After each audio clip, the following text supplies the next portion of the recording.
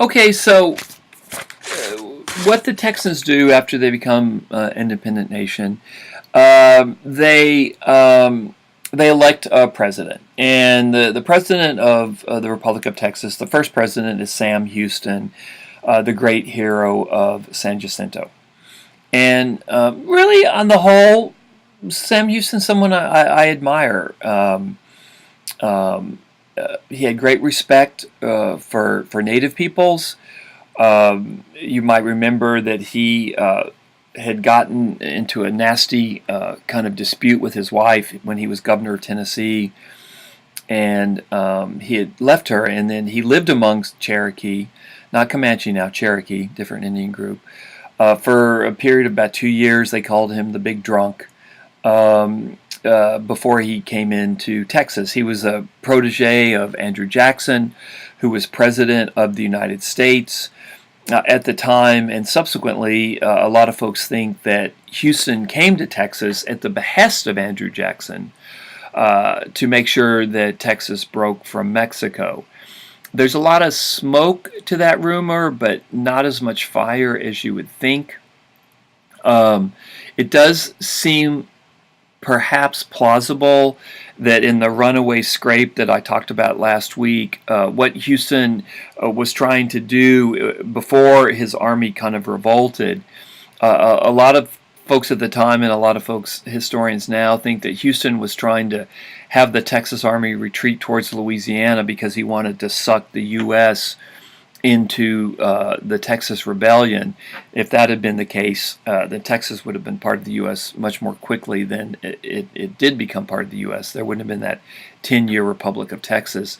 And you did have U.S. troops poised on the border on the Sabine River as the Texas Revolution was happening. But as it went, the Texas Army refused to retreat to Louisiana, forced Houston to make his stand at San Jacinto, and the rest, as we say, is history. Santa Anna is defeated, the Mexican Army retreats, and Texas is an independent nation. So Houston, the hero of San Jacinto, becomes the first president of Texas, overwhelmingly elected. And Houston's primary goal, what Houston wanted, he wanted Texas to become part of the United States. He had no desire for Texas to be an independent nation. He wanted Texas to, as quickly as possible, become a state in the United States. Andrew Jackson was a very, very strong unionist. He loved the United States. Again, he was a protege of Andrew Jackson, the very powerful U.S. president at this time. They were very, very close friends. And what Texas wanted was to become part of the United States because, as I said in the previous podcast, Texas was very, very weak. The Republic of Texas, it was broke. It was worse than broke. It was in debt. It didn't have a very strong capacity to raise money. It's facing attacks from Comanches. It's facing attacks. There's still really a hot war going on with Mexico. They're still going to be fighting with Mexico. And so Houston, he's a realistic guy, and he wants to become part of the powerful United States instead of being a weak Republic of Texas. And so he's especially worried about an invasion from Mexico, because the Mexicans made no secret of the fact that they want to bring Texas back into the Mexican nation. So what Houston does is he sends a couple of emissaries up to Washington to meet with Andrew Jackson. And the process for becoming a state, it was a two-part process. The first part was recognition. Jackson had to, or the U.S. Had to recognize that Texas was an independent nation. And this is very, very significant because if the U.S. recognizes Texas as an independent nation, that gives legitimacy to the Texas Rebellion. If the United States doesn't recognize Texas as an independent nation, well then, as far as the rest of the world is concerned, Texas is still part of Mexico. And no one's going to do business with Texas. Nobody's going to give Texas any loans or that kind of thing. And so it's very, very important for Houston that the United States recognize Texas as an independent nation, because that gives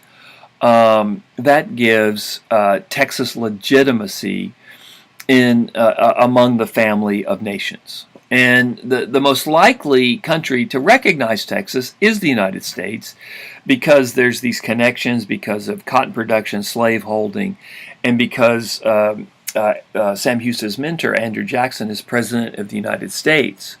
So what Houston wants is first recognition that Texas is an independent nation, followed very, very quickly by the annexation of Texas into the United States. So first recognition, Texas is independent, and then Texas will voluntarily come into the United States. Remember, if nobody recognizes Texas as an independent nation, then it's still part of Mexico, right? And it can't go into the United States if nobody recognizes it as an independent nation. So that's why recognition has to come first. So that's what Houston wants: recognition followed quickly by annexation. So what happens is that Jackson, Andrew Jackson, is very, very reluctant to either recognize Texas as an independent nation, and especially to annex Texas into the United States. And there's a couple of reasons for Jackson's hesitation. First of all, he doesn't want to offend Mexico. He knows that if he very quickly recognizes and then annexes Texas into the U.S., that this might be a cause for war with Mexico, that Mexico might well go to war with the United States, and this is something Jackson doesn't really want. Now, ultimately, the U.S. will go to war with Mexico, but that's not for another 12 years, and the U.S. is in a better position to win the war. But Jackson's reluctant to go to war with Mexico. Secondly, the reason that he's reluctant to bring Texas into the United States is everybody knows that if Texas becomes part of the United States, Texas will be a slave state. There's no doubt about it. And in fact, Texas is so large, Texas could have been multiple slave states. There's nothing saying that the U.S. could not have created 2, 3, 4, even 5 states out of Texas. Texas is pretty dang big. And if the U.S. wanted to, and remember, Andrew Jackson was a slaveholder himself, and if the United States wanted to, it would have been quite easy for the U.S. To divide up Texas. So instead of 1 slave state coming into the Union, you would have 4 slave states coming into the Union. And think about the math here. Think about the math. You should know by now, how many senators does every state get? 2, right? It doesn't matter what the size of the state is, if it's Texas or if it's Wyoming in terms of population. Everybody gets 2 senators. It's just the way things work in our democracy. Well, what you had was a lot of Northerners after the Texas Revolution. They were just convinced that the whole Texas Revolution was a plot on the part of slave-holding Southerners to bring Texas into the Union, and perhaps to bring many little Texases into the Union. And this horrified them because, first of all, even bringing Texas into the Union adds 1 more state to the rank of slaveholding states. But if Texas is divided up into a bunch of smaller states, well, there could be as many as 8 senators coming from land that once was Texas, because Texas could have been divided up into like 4 states. And so the key here, and what I'm trying to get across without getting too much into the weeds, Andrew Jackson, at this point anyway, is reluctant to bring Texas into the Union because you're starting to have anti-slavery feeling in the United States as well. And there are a lot of folks in the United States who think that the Texas Revolution stinks to high heaven. And they're very, very, very suspicious of how it went down.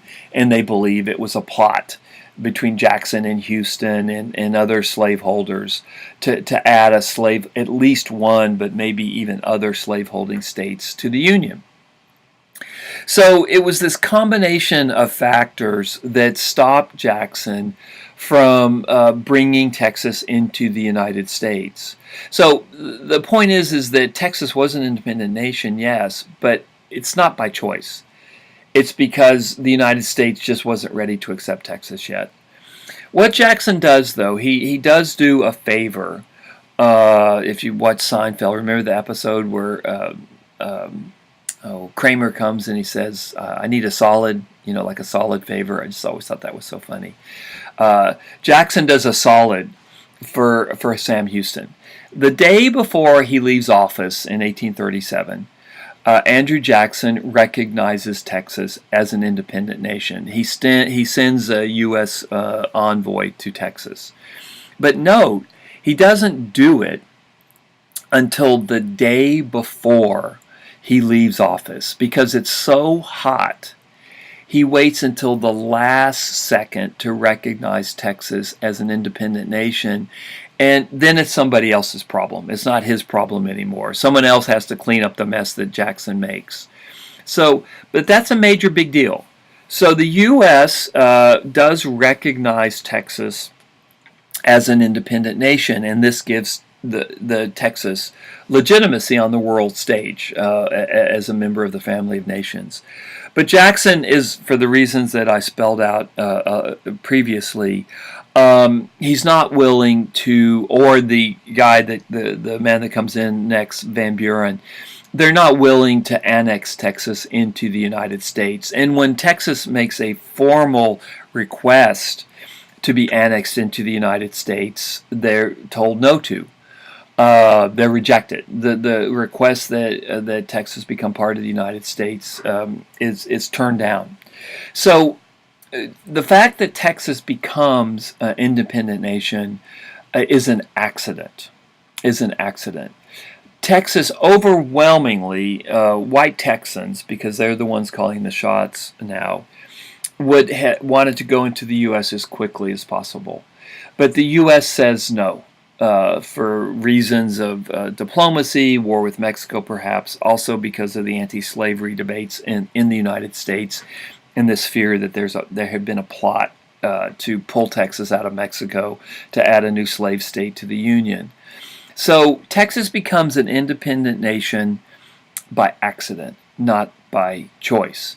And that's something else that is a fact that's conveniently forgotten by those who today would push for Texas to become an independent nation, a completely absurd notion